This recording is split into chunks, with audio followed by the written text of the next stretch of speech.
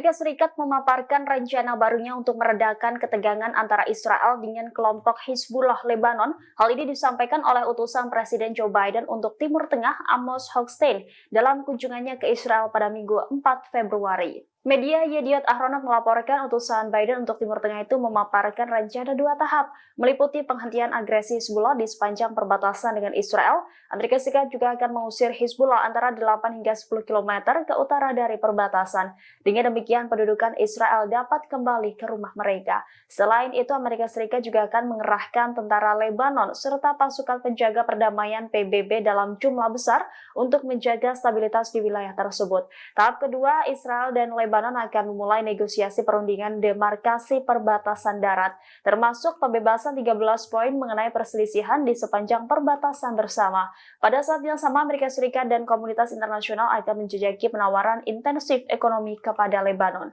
Hochstein mendapat lampu hijau dari pemerintah Lebanon atas usulan tersebut, namun belum diketahui pasti apakah Hizbullah setuju dengan pengaturan tersebut.